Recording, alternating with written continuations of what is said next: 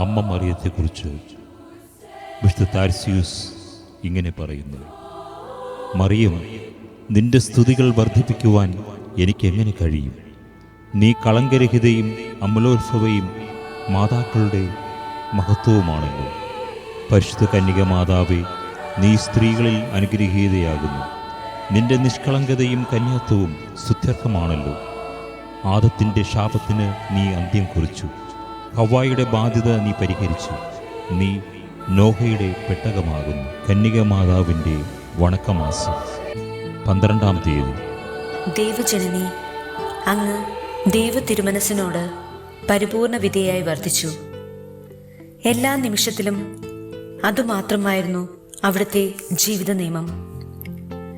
മനുഷ്യ അവതാരത്തിന് സമ്മതം നൽകിയപ്പോൾ മുതൽ കാൽവരിയിലെ കുരിശിനു സമീപം നിൽക്കുമ്പോഴും അതിനുശേഷവും അവിടുന്ന് സദാ ദൈവ തിരുമനസ് നിറവേറ്റിയതാണ് അവിടുത്തെ മഹത്വത്തിന് നിദാനമെന്ന് ഞങ്ങൾ മനസ്സിലാക്കി. ദൈവമാതാവേ, അങ്ങേ വത്സല മക്കളായ ഞങ്ങളും ദൈവ തിരുമനസ്സിന് പരിപൂർണ വിധേയരായി ജീവിക്കുവാനുള്ള അനുഗ്രഹം നൽകണമേ. ജീവിതക്ലേശങ്ങളിലും പ്രലോഭനങ്ങളുടെ തിരകൾ അലയടിച്ചുയരുമ്പോഴും രോഗങ്ങളും യാതനകളും അനുഭവപ്പെടുമ്പോഴും ദൈവ തിരുമനസ്സാകുന്ന ദീപശിഖ ഞങ്ങൾക്ക് മാർഗദർശനം അരുളുവാൻ അങ്ങ് സഹായിക്കണമേ. ആമേൻ.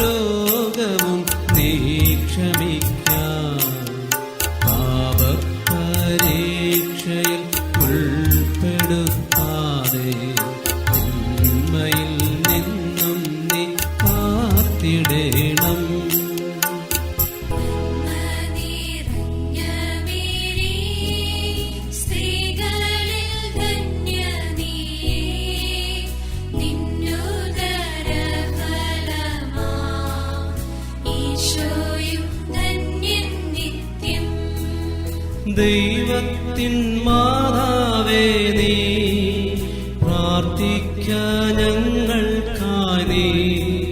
നീ ഇപ്പോഴും എന്നുമെന്നും മൃത്യു വരും നേരവും താതനും ദിവ്യസുതനും പാവനാത്മാവിനുമേ ആദിയിലെന്ന പോലെ സ്തോത്രമുണ്ടായിടട്ടെ.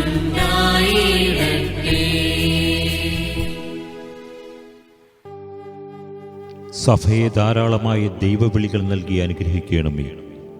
ദൈവരാജ്യത്തെ പരിശുദ്ധവും നിർമ്മലമായി കാക്കണമേ. ഞാൻ എന്നെ തന്നെ പൂർണ്ണമായും നിനക്ക് അർപ്പിക്കുന്നു. എന്നോട് കരുണയായിരിക്കണമേ. നിന്റെ മകനെ ജ്വലിക്കുന്ന മനസ്സോട് സ്നേഹിക്കുവാനുള്ള ഹൃദയം എനിക്ക് ഏകണമേ. പരിശുദ്ധ അമ്മ എന്നോട് കരുണയായിരിക്കണമേ. ആമേൻ.